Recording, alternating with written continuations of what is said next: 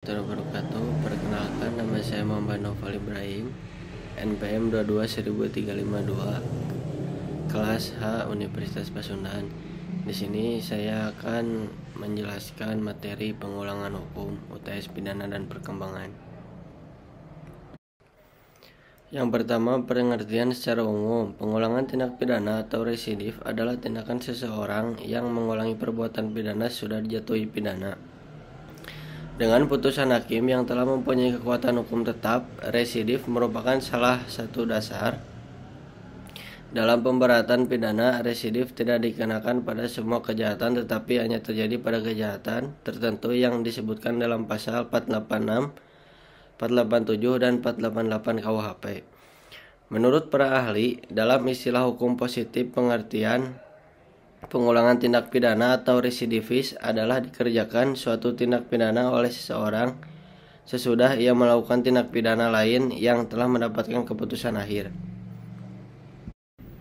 Selain itu, untuk pengulangan tindak pidana yang disebutkan dalam pasal 486, 487, dan 488 KUHP, terdapat ketentuan tertentu, yaitu terpidana telah menjalani seluruh pidana yang dijatuhkan, terpidana telah menjalani sebagian pidana yang dijatuhkan, dibebaskan dalam menjalani hukuman pidana, hak menjalankan pidana belum daluarsa, kejahatan pengulangan dilakukan dalam waktu belum lewat 5 tahun sejak terpidana menjalani pidana.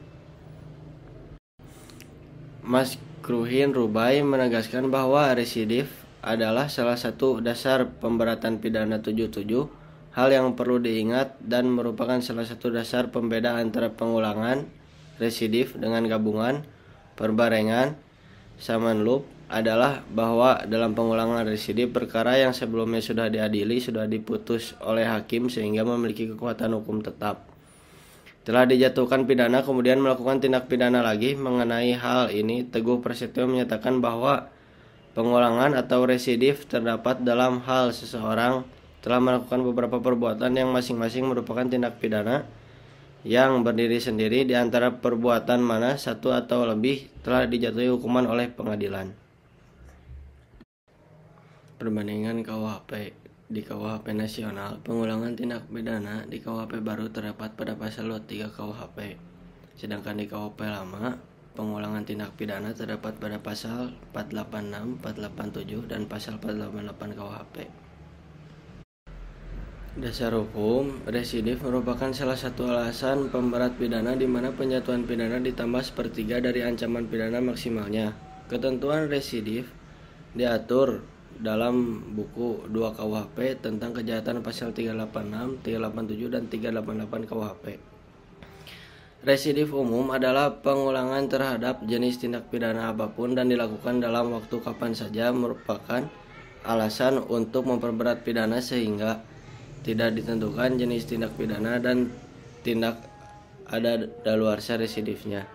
Residif khusus adalah pengulangan terhadap jenis tindak pidana tertentu yang dilakukan dalam waktu tertentu. Contoh kasus pembunuhan sadis diciduk usai berkali-kali jadi begal HP.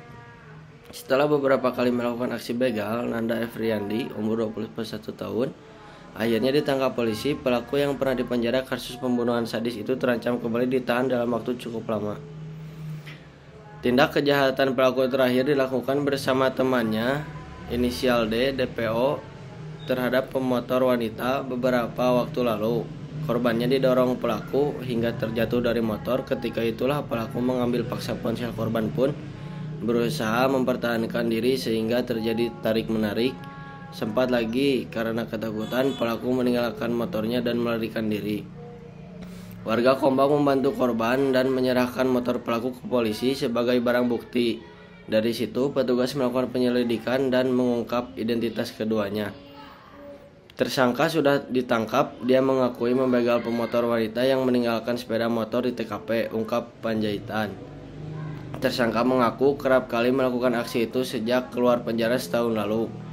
Dia sebelumnya dihukum penjara karena kasus pembunuhan sadis dengan puluhan tusukan. Tersangka residivis kasus pembunuhan ini juga pernah dipenjarakan kasus begal, dan atas perbuatannya tersangka dikenakan pasal 365 KUHP tentang pencurian dengan kekerasan yang diancam 7 tahun penjara. Barang bukti disita sepeda motor yang ditinggalkan saat beraksi.